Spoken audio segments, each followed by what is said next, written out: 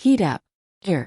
So, we wrapped up the development of the destroyer series throughout history, but with a slight exception of the active part of World War I, which I might go back and revisit at some point. But then the wonderful folks over on Patreon decided that they wanted a bit of a coda to that series.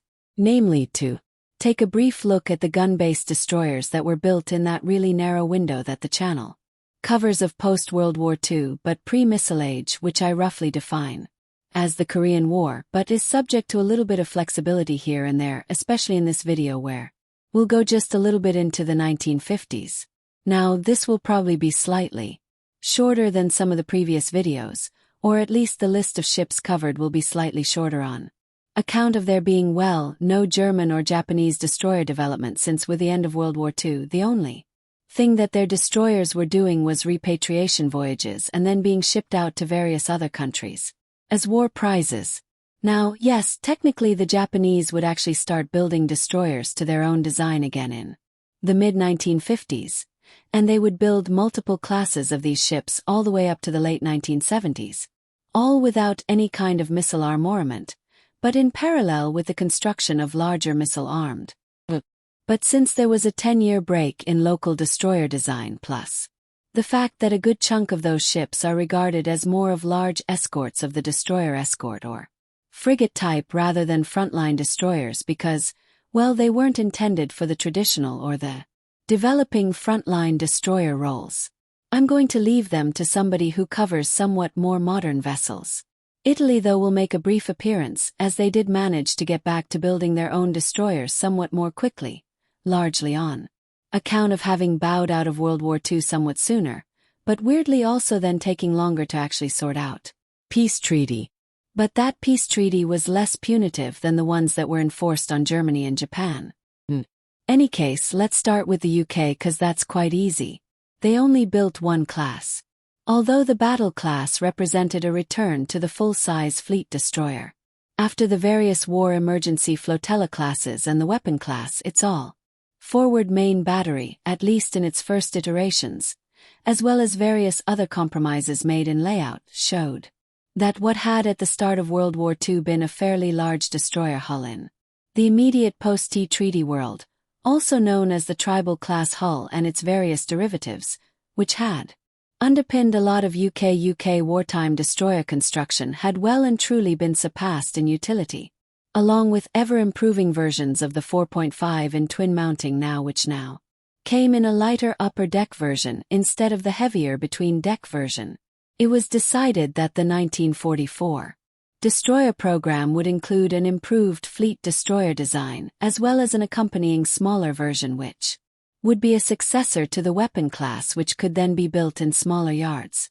This latter class, the abortive class, was briefly covered in the previous video, so we'll focus on just the fleet destroyer here. This new class started out as simply putting a third twin 4.5 in mount on the aft end of a 1943 battle-class hull and then trying to play with the machinery to fit it into a less space-efficient but much more survivable unit system. But at the same time, issues were cropping up with the battle-class ships that were under construction, and so it was decided, well, let's try and go for a clean slate design, as that would have much more room for upgrades and refits over its projected lifespan. An internal set of specifications was thus issued that incorporated the above features, and so you can imagine the surprise when this new sketch design came in. Not at a little bit more than the just under 2,500 tons of the 1943 battle class, but at over 000 tons. More at 312,000 tons, a 40% increase in displacement. This created something of a minor panic at the increased costs and size of such a vessel, and the designers were then told, no. A maximum of 2,750 tons standard displacement is acceptable.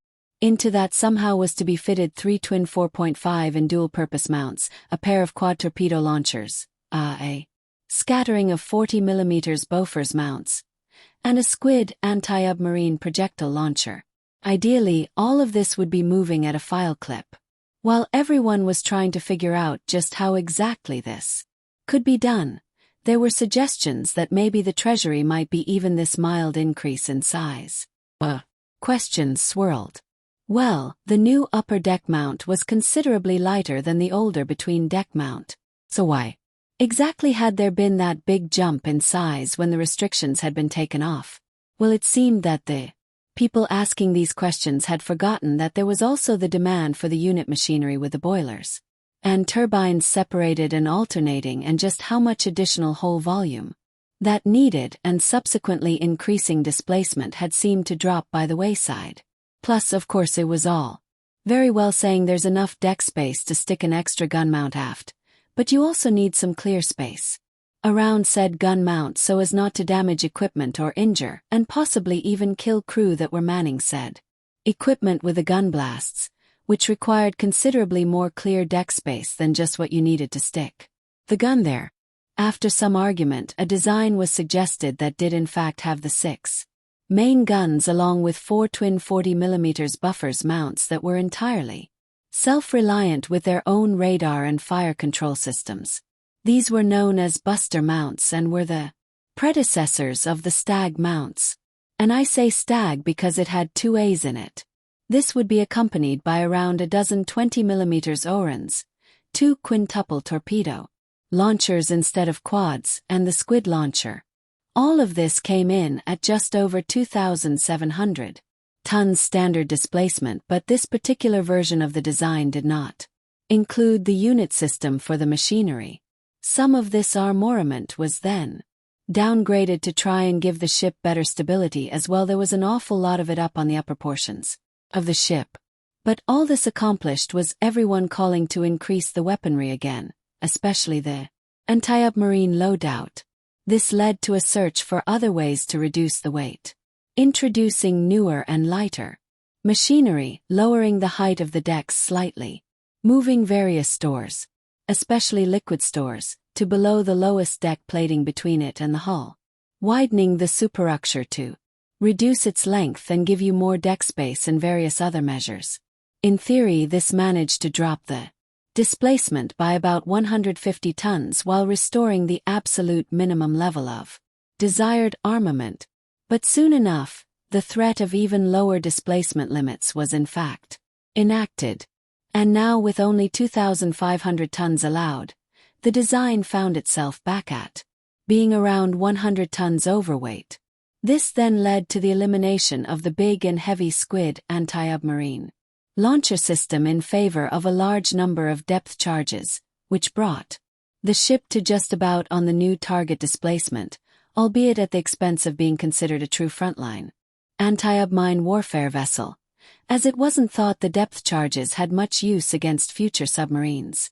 From here, though, the design in principle had tacit approval, and so it inevitably started to grow again. 2 twin Bofors mounts became 3, having been cut down in half originally in exchange for the loss of 4 of the Oricans, and the Squid was reinstated towards the end of 1944, replacing the 10 depth charge launchers that had been put in its place completely. There was also a brief move to try and fit no less than 3 quintuple or pentad, if we're using correct Royal Navy terminology, torpedo launchers plus reloads and reloading mechanisms in the light of experiences over in the Pacific, where the Japanese had been enjoying quite a lot of success with their heavy torpedo armaments. But after quite a lot of back and forth, this was relaxed back down to the pair of quintuple launchers and no reloads, largely on account of a lack of space on the ship. The unit system, however, also returned. Each of the ship's 2 boilers and 2 turbines were paired into a single combined machinery space each, so 1 boiler and 1 turbine in each space. These 2 machinery units were then placed in the hull some distance apart from each other, which of course meant that 2 funnels would be needed, one of which was happily rather easily semi-cons concealed since it came up inside the lattice mast just behind the bridge superstructure, which itself had been significantly expanded to allow for the possible, although as it turned out not actually carried out, installation of fighter direction equipment. This W space was allocated assuming that a new radar that at the time was in development would be able to be successfully deployed to the fleet at some point in the future in a size and shape that could fit on the destroyers. At first, it was planned to build 2 8-strong flotillas for a total of 16 with an order for an additional 4 ships for a total of 20 in all, which would be to a slightly modified design, coming from the Royal Australian Navy, as these would be using the even newer Limbo launcher in place of Squid, dropping one of the torpedo launchers as a result, and using somewhat different 40mm buffers mounts. Although they retained the 6 barrels in total, all the 20mm Oricans had vanished at some point during these latter design stage revisions. But one of the Australian ships and one of the British flotillas ended up being cancelled, which meant that a total of 11 ships were actually built. 8 British and 3 Australian, with a type being dubbed the Daring class, named after the lead ship. They proved capable of around about 35 knots, although their exact quoted top speed remained somewhat contentious, as although the ships in the class were capable of around 35 knots on trials, the Royal Navy at the time was undergoing something of a minor obsession with exactly how it classified speed. They wanted to take into account if the ship was fresh out of dock or if it was heavily fouled. Was it operating in cold seas or warm seas? Was it running alight? Was it running heavily loaded, or was it running normally loaded? And was this a sustained top speed, i.e. it could maintain the speed until it ran out of fuel, or was it a speed that was only really sustainable for a shorter period of time? And so as a result, you'll see different quoted top speeds ranging from 30 to 35 knots depending on which particular condition the writer of that article or book has actually looked at. And that was it for British gun-based destroyers, as the next British destroyer program was to be the County class, which featured, among other things, the Sea Slug missile, or as I like to term it, the weaponized remains of the British space program. And as such, it falls well outside the realms of this channel. A large number of export destroyer designs were drafted, but most of those efforts founded in large part due to interference from other government departments. And the sole successful exported destroyer design was the Almirante class, which was sold to Chile. These are also gun-based ships, but they were products of the late 1950s. That brings us on to the Americans. The U.S. Navy would receive 3 classes, technically speaking, of gun-based destroyer in the post-war environment, although interestingly in ever-decreasing displacements, but accompanied by more and more hulls. The first class started off as a response to the discovery and examination of the capabilities of the German Type 21 and Type 23 electroboats, as well as various notes on the Walter Drive submarines that they'd been derived from. This led to a conclusion that a future escort ship could take one of 2 forms. One would be an evolved version of the mass-produced destroyer escort. This could be made in numbers, and could surround a convoy or fleet with a sonar ring that could in theory prevent such new submarines from getting close to the big targets. But they couldn't do anything other than passively defend. The subs would be far faster underwater than current or future destroyer escorts could sustain in anything other than a flat calm. Even then, simply matching a submarine speed in good weather didn't actually let you chase it down. The other option was to build a ship large enough to have both the speed and range to chase down even a submarine capable of 25 knots underwater, which was the anticipated speed of the next generation of submarines. And it would be able to do this in almost any weather. Combine that with enough fuel to actually stick around with a convoy or a fleet for a meaningful amount of time, and these ships would be big and expensive enough that only a handful could be built. Only a few of them could be built, then they would also need to be able to defend themselves against all other potential threats. It was also pointed out that a large escort could use much larger propellers. These would displace considerably more water per revolution than standard destroyer-grade propellers, which would allow for fewer revolutions per minute for the same speed, which would make sonar operation, especially in a chase, much easier. The initial specification was centered on almost entirely around the anti-submarine mission. A pair of twin launchers for deep-diving homing torpedoes with 1 launcher per side, each equipped with at least 2 sets of reloads. Some form of gun battery was specified only notionally to be capable of dealing with surface submarines. That was about it. And a trio of Weapon Alpha anti-submarine warfare rocket launchers. Speed would be around 35 knots, which would give a 5-knot speed margin over a 25-knot submarine, even in foul weather, which would of course cut overall surface speed. But as we said, the gun armament was at first surprisingly anemic, just a pair of twin 3 inches being considered in more than enough to deal with a surface submarine. The assumption was, at least at that stage, that aircraft carriers and more general-purpose destroyers would do most of the job of air cover. There was, however, significant pushback from several departments on this front. Some officers pushed to double the 3 inches battery. Others wanted to include some form of medium anti-aircraft armament like 40 mm buffers. Still others pointed out that placing the anti-submarine warfare torpedo tubes on the center line on pivoting mounts would allow for a single torpedo fire control system to govern the whole torpedo setup. And still other officers were opposed to the Weapon Alpha and torpedo tube installations in general, preferring to reserve the deck space for something called the GRE, which was a prototype torpedo-carrying missile or drone depending on what book you read, which was supposed to allow for long-range attacks on detected submarines by carrying the torpedo to the destination. This differed from the later ASROC in that the GREB actually used full-on wings. So it was actually a mini aircraft with a torpedo attached. A variety of options were presented. 1. Used a version of the whole that was being prepared separately for the new fleet destroyers, which we'll discuss next. 2 other designs acknowledged, well, the sheer size of the proposal by just going like we're just going to use the hull of the Atlantic class cruiser as the starting point.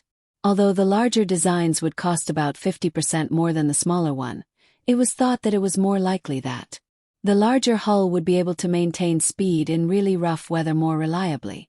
It would also be steadier in rough weather, and it would have much greater capacity to take future upgrades. And so, it was decided to proceed with the larger version, which at this point now had 3 twin 3 inches mounts and no less than 10 fixed torpedo tubes, 5 per side. Series of design revisions were then undertaken, which ultimately yielded a ship that for the moment carried a new hull designation. TLK, a sub-killing light cruiser. It displaced a little over 6,600 tons. Now had 8 torpedo tubes, 4 Weapon Alpha mounts, and 4 twin 3 inches guns, along with 4 twin enclosed 20 mm Orans. Hull strength and freeboard were increased to allow for 30 knots running in the worst sea conditions. Significant reserve stability was built in just in case operations might have to take place in Arctic waters with considerable ice buildup.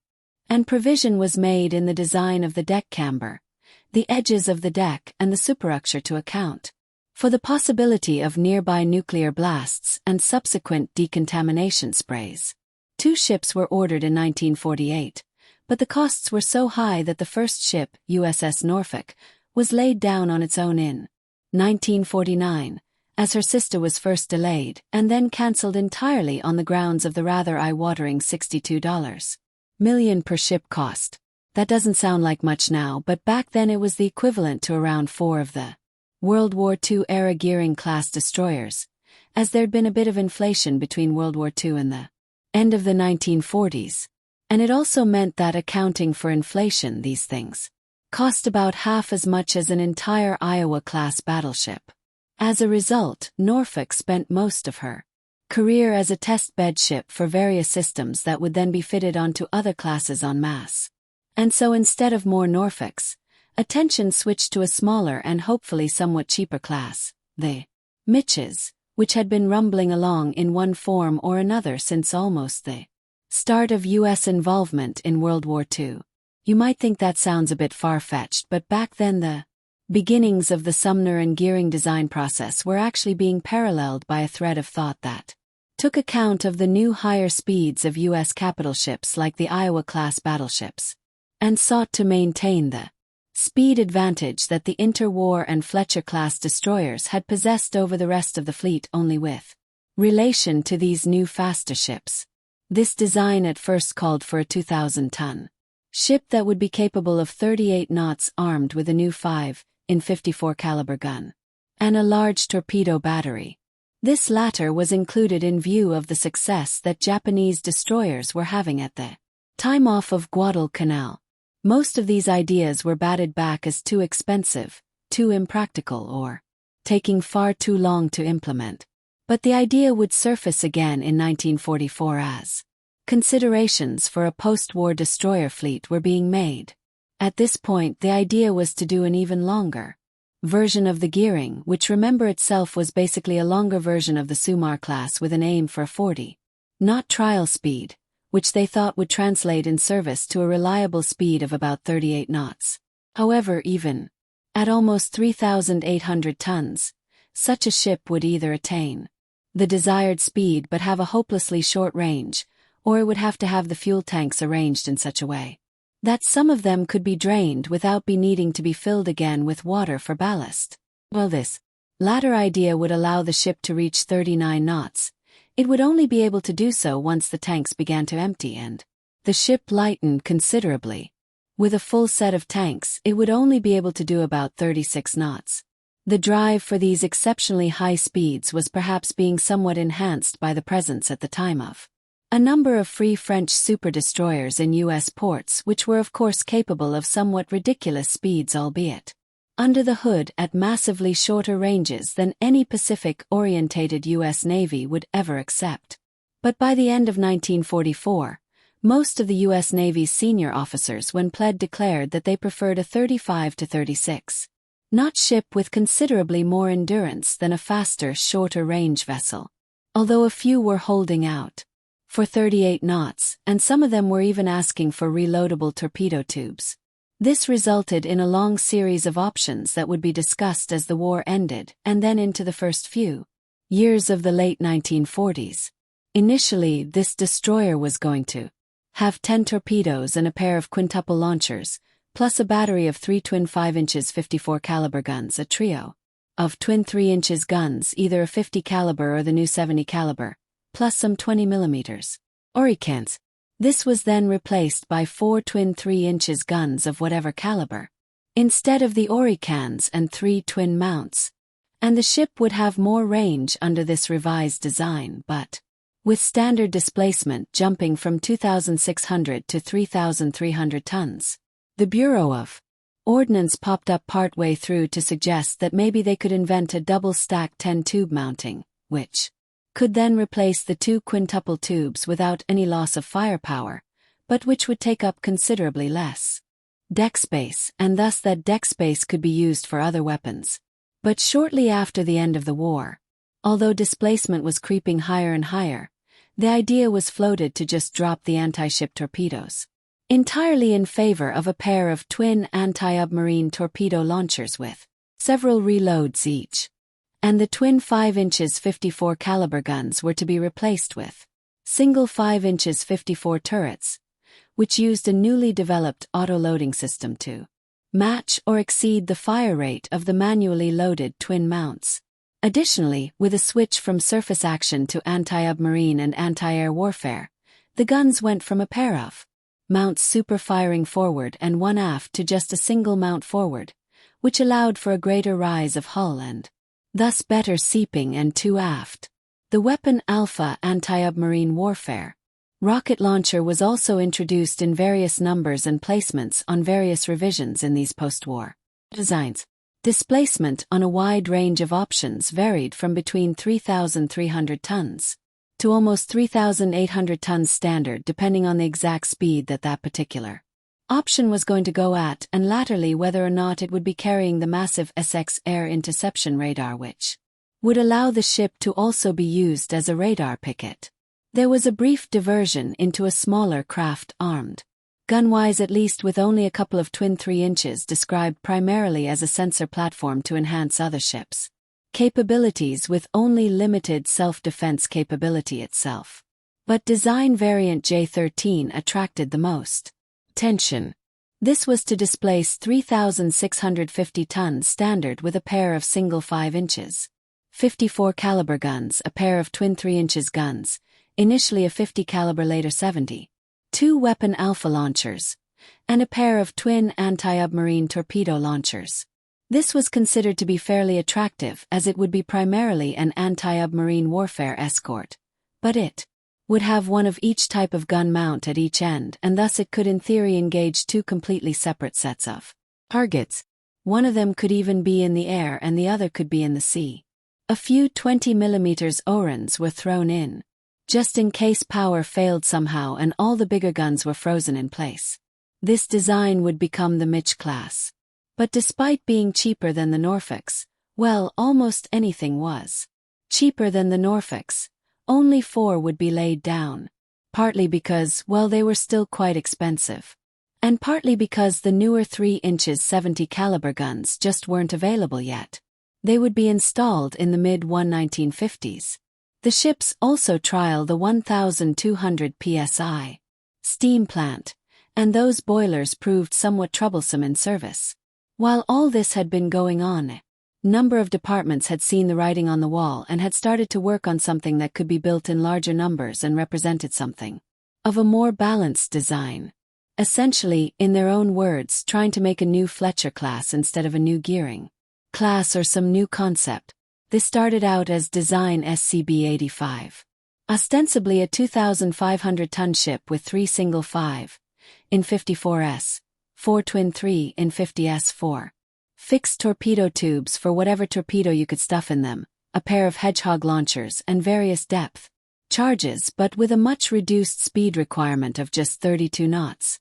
Other suggestions from other departments for this mass-reduced design included 1 or 2 weapon Alpha installations, some 20mm Olicans, and at one point, somebody wanted no less than 26 anti-submarine torpedoes, 4 in the 2 twin launchers and then 22 reloads. After some closer design work, it was realized that even if you have of the 3 inches battery to just 2 twin mounts, you couldn't facilitate the SCP-85 requirement on 2,000 tons. But if you did half the 3 inches battery, it would be possible to meet all the other requirements on 2,800 tons. This significant change in priorities reflected a shift from submarine hunters that could brace away from the fleet and chase down submarines to their heart's content to a more prosaic, strong, and capable escort vessel which could support the fleet, which would then be supplemented by large numbers of World War II destroyers which were converted to almost exclusively anti-submarine work. This design would then become the 18-strong Forrest Sherman class, which would see very long service with the U.S. Navy, with a number of small changes being made during their production run along, with a series of more substantial changes made during various refits and conversions as time went on. 2 of the class, the USS Edson and the USS Turner Joy, survive to this day as museum ships. But this would be the last class of U.S. Navy destroyers that would depend primarily on guns, as the next class would introduce surface-to-air missile systems, even if admittedly only partway through the production run, as the first 3 of the subsequent Farout class initially didn't have the Terrier missile launcher. And that brings us on to the French. In the aftermath of World War II, the Marine National was left with an assortment of ships, some ex-German and ex-Italian war prizes, plus whatever was left from their own pre-war fleet, while it was clear that quite a lot of this needed replacing either almost immediately because they were worn out or basically unsuitable for further service, or perhaps would need replacing in the short-term future to rationalize on the sheer number of different spare parts that were needed. The recovering French government had limited funding, and almost all of France's naval infrastructure had either been bombed, sabotaged, bombed, allowed to degrade, bombed, or bombed a lot, and thus needed extensive work itself to be repaired and put back into service. And so in 1946 they decided they were going to design a new ship that would be something of a step back in size and speed from the pre-war Contratopolier. Instead, they decided to use the U.S. Gearing class as a starting point. However, with a number of the designers of the pre-war fleet still around, this starting point remained only very notionally such, and the T-47 or Seraph class was rapidly drawn up with some very clear influences from early war French destroyer programs. 3 options were presented and one was rapidly chosen. Propulsion on this option came in the form of 63,000 cheval vapor or CV, a French measure that's roughly similar to shaft horsepower, which was delivered by 2 sets of turbines driving a pair of screws. The boiler and engine rooms were separate and independent for survivability, but it was possible to cross-feed steam from one boiler room to both turbines should one of the boilers be disabled for any reason. On paper, they were designed for a sustained speed of 34 knots, although at light loading when on trials, they proved somewhat more capable of a decidedly more French 38 to 39 knots. Although being armed with half a dozen 5-inch guns in 3 twin turrets like the Gearings, these guns were French 127mm, 54 caliber semi-automatic guns, and they were positioned the opposite way round to the Gearings with a single turret forward and a pair super-firing aft. This was originally going to be the 130 or 5.1 in gun of pre-war French design, but the design had been altered down to 5 in so that it was able to use the rather plentiful supplies of U.S. Navy 5-inch shells that were available at the time, although with a separate French charge. These were dual-purpose weapons with an 80 degrees maximum elevation, and they were backed up by 3 more twin turrets, each mounting a pair of 57mm guns which were themselves scaled-up 40mm Bofors. 1 turret super-firing over the forward main battery turret and then 2 more just after the funnel side by side on a pedestal mount, which meant they were at the same height as the aft super-firing main battery turret, which was itself some way further down the length of the ship. A handful of single 20mm Zorans were included for good measure. No less than a dozen torpedo tubes in 4 triple launchers were included, but these were split. There are a pair of full-size at 47 launchers mounted either side of the ship aft between the 57mm pedestal and the aft main battery, which fired primarily anti-ship torpedoes, while a pair of shorter KT-50 launchers were designed to fire mainly a heavy anti-submarine warfare torpedo, and these were mounted further forward between the 2 funnels on either side of the ship. The heavy ASW torpedo was a bit of a weird halfway house. It was fast at 50 knots, and it carried a very large warhead, but it also had no homing device, just a variable depth setting, and some reloads, the idea being to spam 3 of them at once in a fan at whatever depth you'd set them for. Indeed, the French themselves called these things self-propelling depth charges, though in some ways you could see them as a horizontal running version of the Limbo or Weapon Alpha systems, although homing torpedoes would later be equipped on the ships. Extensive radar and sonar suites were installed, and 12 vessels would be built over the course of the early 1950s, with the majority serving into the 1970s and 80s. Although in the 1960s the class would be split into 3 subclasses, as 3 of the ships were made flagships, which involved losing their forward 57mm twin turret, the 2 anti-submarine warfare-only torpedo launchers, and some of the Oricans in exchange for considerably larger superstructures which could then house an admiral and his staff. 4 other vessels became anti-aircraft missile ships, replacing the main battery turrets and the anti-shipping torpedo launchers aft, with a Tarta missile launcher and a heavy anti-submarine mortar mounted forward. The final 5 vessels became dedicated anti-submarine vessels, replacing their entire existing armament except for the anti-submarine torpedo launchers, with a pair of 100mm automatic guns, 1 forward and 1 aft, a 6-shot anti-submarine rocket launcher forward, and a Malafon anti-submarine missile system aft. One of these ships, the I believe it's Males, serves today as a museum ship.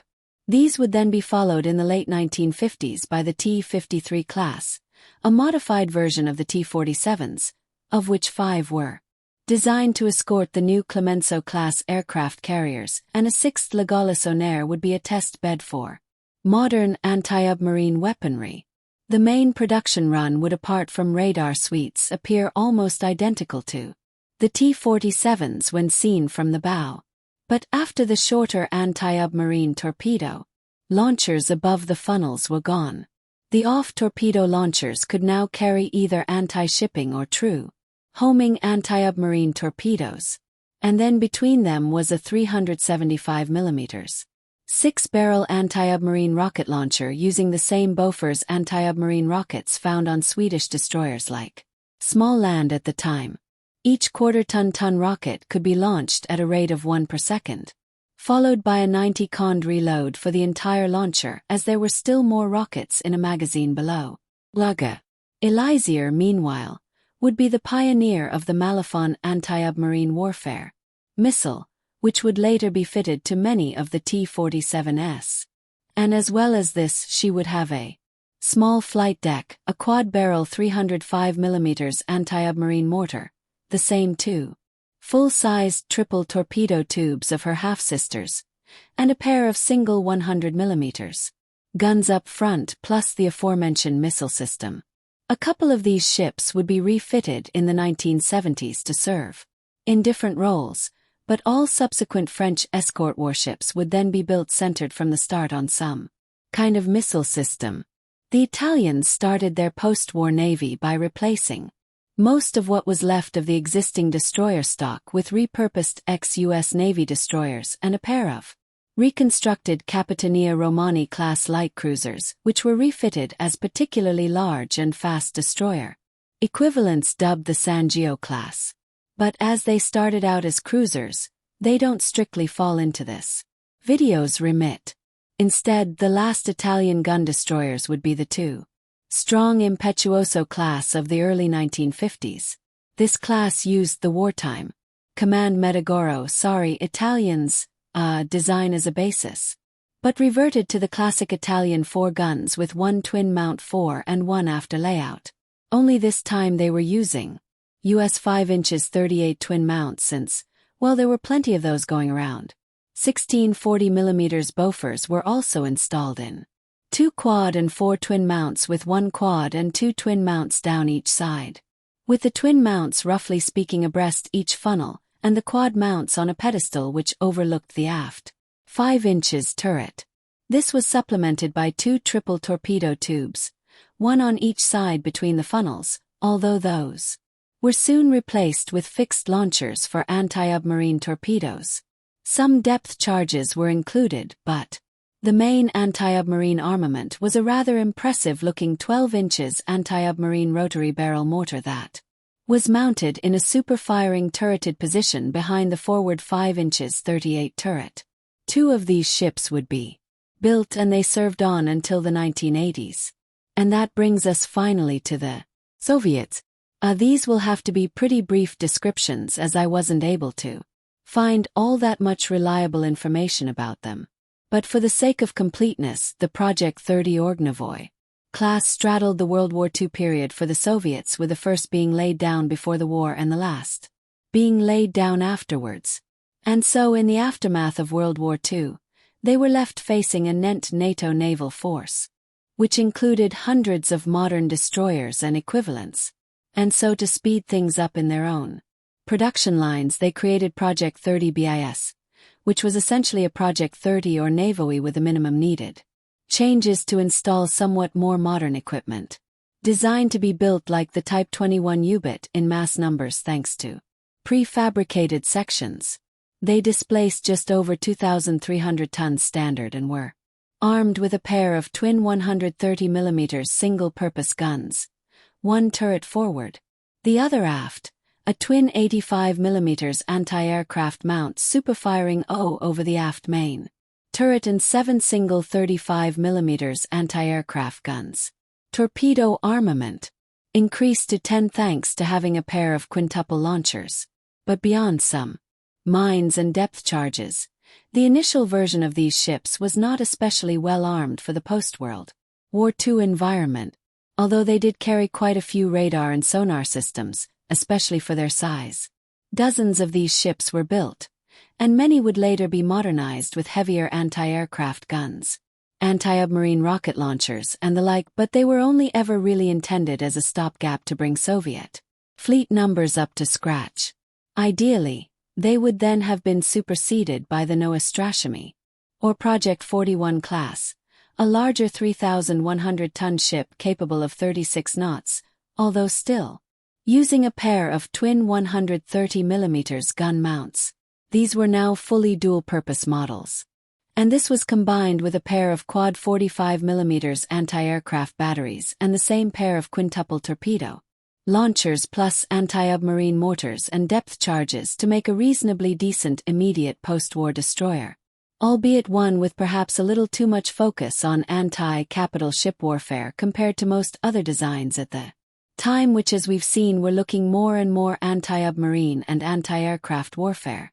But either way, it was decided that the one ship actually built was too large and too expensive for mass production. So it remained as a test bed, while a slightly smaller version, the Kotlin or Project 56, was devised.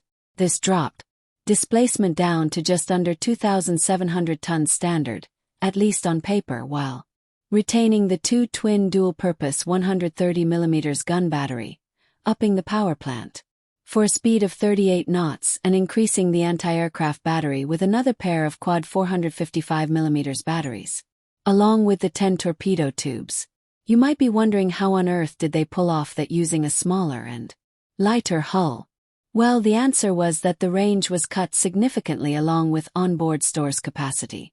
This, along with lighter versions of various guns, extensive use of light metals like aluminium in the hull and in the superstructure, and extensive use of welding and prefabrication all helped. But ultimately they would still come in somewhat above the 2,700-ton standard weight target. In theory, the class offered a number of easy upgrade routes, especially if the extensive torpedo and medium anti-aircraft armament was subsequently replaced by more modern systems. After a production run of 27, the construction of the class was stopped as the first Soviet missile systems were ready to be mounted on warships. Although these weren't surfacito-air missiles like you saw in the West, but surfacito's surface missiles. And so, as we said, production was halted in favor of a ship that could carry these new weapons. Now, some of the vessels would later be modified to carry surfacito-air missiles of their own, mainly by ditching one of the torpedo launchers with a medium anti-aircraft batteries changed to various new guns and anti-submarine rocket launchers being installed.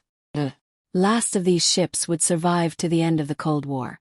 And that wraps up our speedrun look at the last gun destroyers of the major navies built in, roughly speaking, the decade after the Second World War. That's it for this video. Thanks for watching. If you have a comment or suggestion for a ship to review, let us know in the comments below. Don't forget to comment on the pinned post for dry do questions.